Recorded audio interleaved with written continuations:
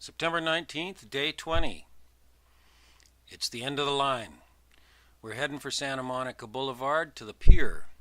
And a funny thing happened on the way there. About a half a block up the way here, a cop stops us. In the middle of the intersection, there's an accident off to the right. There's an ambulance sitting off to the right. You'll see them in a second here. And he asks me, he says, "What year is it?" They come right over to the window and ask me. I thought it was a sobriety check or something. Ingrid was smart enough. She figured it out, and she says 1934. Here I am trying to think, why is he asking me what year it is? So anyways, once he got his answer, he said, "Get the hell out of here. You're holding up traffic." And then he gave us a thumbs up. That was kind of a cool experience.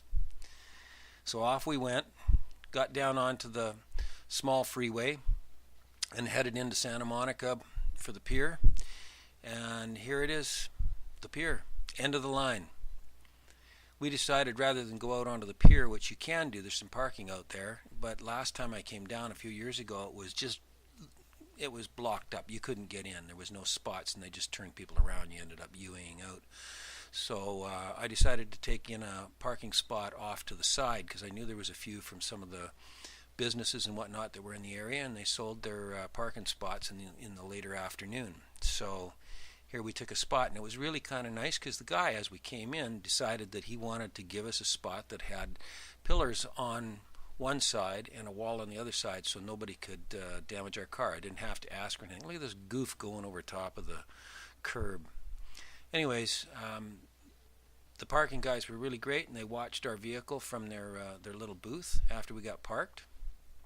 And down to the pier we went, and everybody was there except for Kevin and Judy. Kevin and Judy decided that they were going to take the afternoon off and then go down to the pier the following day as part of their ongoing trip and handle it a different way, which was cool. The rest of us, we all got there sort of sporadically. Lost Bill and Kathy along the way. Jim and Lois were in behind us, and Marlon, he ended up showing up with Bill and Kathy shortly after we got there. They came walking out large as life onto the pier, and we all laughed and smiled, took a bunch of pictures down at the pier, and basically called it a day after having some eats at the Bubba Gump Shrimp Company. I wouldn't suggest you use that place for a place to have a couple of beers and whatnot. That was the most expensive beer and 5 shrimp I've ever had in my life. See, here's this spot. Look at that. I'm maintenance. I got a new attitude. I'm a maintenance guy. A new attitude. Fix it or don't use it. So it is mission accomplished. End of the road.